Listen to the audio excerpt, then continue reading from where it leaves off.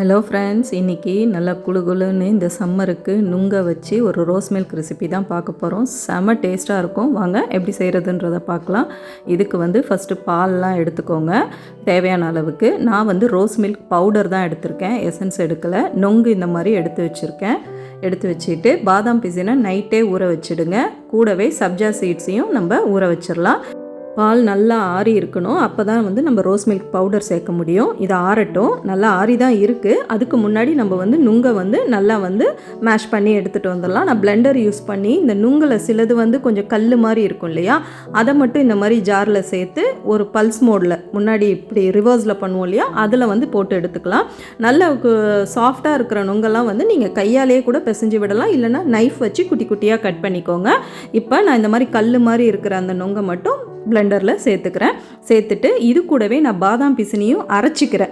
சில பசங்களுக்கு வாயில் தென்பட்டால் இந்த பாதாம் பிசின் பிடிக்க மாட்டேங்குது. ஆனால் இந்த சம்மருக்கு அது ரொம்பவே ஒரு கூலான ஒரு இன்க்ரீடியண்ட். அது நம்ம உடம்புக்கு அது சேர்த்துக்கும் பொழுது நம்மளுக்கு உடம்புக்கு நல்ல குளிர்ச்சி கொடுக்கும். அதனால் அதை இது கூடவே அரைச்சிடுங்க. தேவையான அளவுக்கு கொஞ்சமாக பால் சேர்த்துக்கோங்க இதை அரைப்படுறதுக்கு. இதுலேயே சுகரும் உங்களுக்கு தேவையான அளவுக்கு நீங்கள் சேர்த்துக்கோங்க. ஒரு 3 ஐஸ் க்யூப் சேர்த்து இப்போ இதை நம்ம பல்ஸ் மோடில் அரைச்சிட்டு வந்துடலாம். இப்போ இந்த பாலில் அரைச்சதை நம்ம சேர்த்துடலாம். மீதி நுங்க நான் கையாலேயே நல்லா மேஷ் பண்ணி விட்டுட்டேன். சேர்த்துட்டு இப்போ இதில் ரோஸ் பவுடரை நம்ம சேர்த்துடலாம். ரோஸ் மில்க் பவுடர் நான் ஒரு 1.5 டேபிள் ஸ்பூன் சேர்த்துக்கிறேன். இது ஆக்சுவலாக எனக்கு ஒரு 3/4 லிட்டர் பால் இருக்கும். அந்த பாலுக்கான இது தான் நான் இப்போ உங்களுக்கு சொல்கிறேன். தேவையான அளவுக்கு நீங்கள் சேர்த்துக்கிறது உங்கள் விருப்பம்தான்.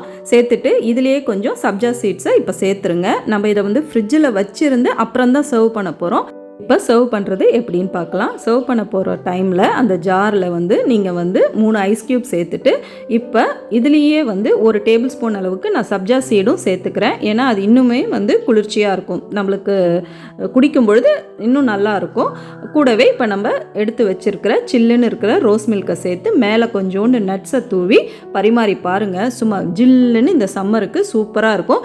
இதில் நீங்கள் இன்னொன்றும் செய்யலாம். வாட்டர்மெலன் இருந்ததுன்னா அதை பொடி பொடியாக நறுக்கி அதையும் சேர்த்திங்கன்னா இன்னுமே ஃப்ரெஷ்ஷான ஃப்ரூட்ஸ் நம்ம நேச்சுரலாக சேர்த்த மாதிரி இன்னுமே நல்லாயிருக்கும். ட்ரை பண்ணி பாருங்கள்.